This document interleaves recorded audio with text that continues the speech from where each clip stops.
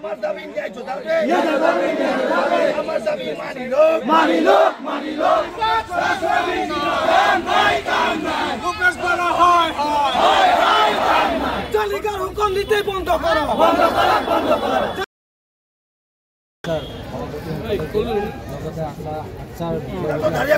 গ্রেপ্তার করো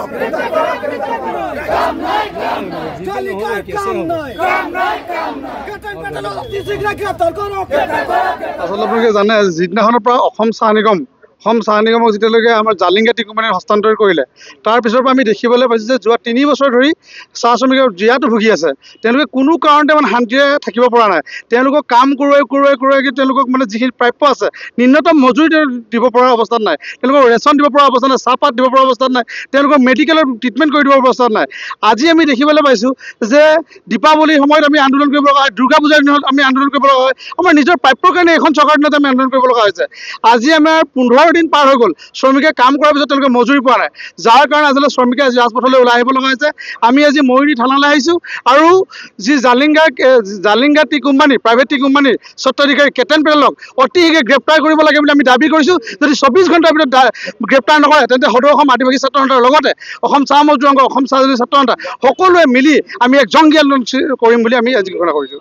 আমাৰ চাহ শ্ৰমিকৰ মুখত এটা হাঁহি বিৰিঙিছিলে যে 24টা বছৰ আমি শোষণ হলো, আমাক বঞ্চনা কৰিলে, প্ৰাপ্যৰ পৰা বঞ্চিত কৰিলে। এতিয়া কিন্তু এজন মালিক আহিছে জালিঙ্গাই ভাল কৰিব, জালিঙ্গাই ডেভেলপ কৰিব বাগিচাখনক, কিন্তু আজি তাৰিখত জালিঙ্গাৰ অৱস্থা তথৈবচ।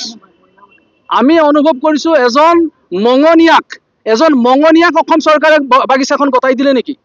তেওঁ আজি 2টা পাকেকীয়া 15 দিনীয়া 2টা পক্ষেকীয়াত আজি দৰমহাৰ পৰা শ্ৰমিকসকলে বঞ্চিত হ'বলগীয়া হৈছে। আমি কাক ক'ম?